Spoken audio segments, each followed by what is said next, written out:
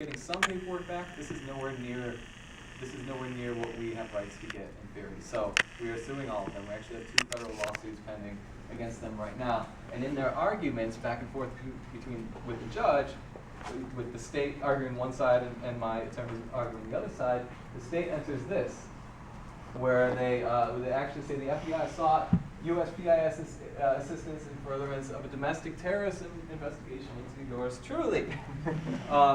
So here you have the FBI admitting in court that they're the ones that had the post office copy my mail. So already from the beginning, we're getting a lot of information. Big pieces are starting to come together. But this is just tip of the iceberg. I would bet the bank on being under surveillance since 1997, at least consistently. And I think that's what we're going to see when we finally get a lot of paperwork out. And then, so Leslie points out the larger thing, which is really important, of using FOIAs, using legal means. Even myself as an anarchist, I recognize I still live under capitalism, still live under the state, and that they understand lawyers, and I think it's really important. And the other piece that he alluded to also was about using the media, not to draw attention. I'm not trying to build cult of personality. I'm trying to use my story or our stories so that we can be illustrative of things that you might want to use and tools if any of your friends are targeted, your communities are targeted. And one of the things that was really important is to use the media. You know, we try to avoid the media because they get so much wrong, but the media can do so much to help us to tell these stories. And Leslie illustrated numerous examples of how that happens. And in my case, once I received the FOIA documents and I wasn't in prison and it didn't look like I was going to die immediately, I was pretty happy. I was like, you know what? Well, what can I do to fight back? I was like, well, I have a pretty loud mouth. I can talk fast.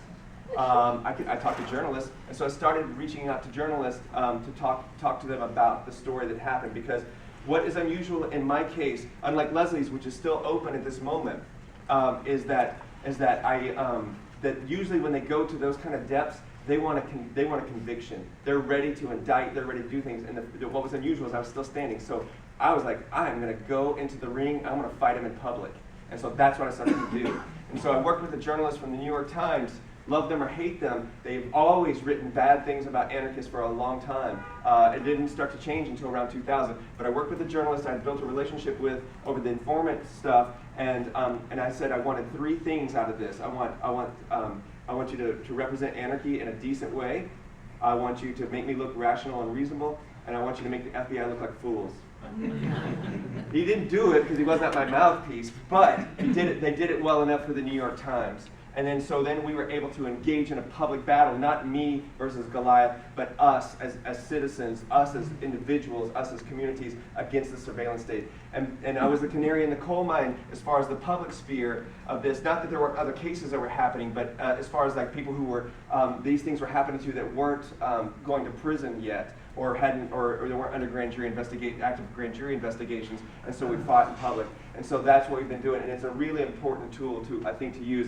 And then with that, I was able to talk about these stories in depth. And then, 2 years later, Edward Snowden releases all these documents, thank goodness. And so now we know, we have started to do this. So through FOIAs, through media, through lawyers, we're able to start to push and change the national dialogue around this to, one, not only make the FBI seem like the out-of-control outfit that they are, the NSA, all of the surveillance ones, but also to know that they have turned our friends, our communities, us as dissidents into tried to criminalize us, and that nobody is buying the story, as well as Muslims.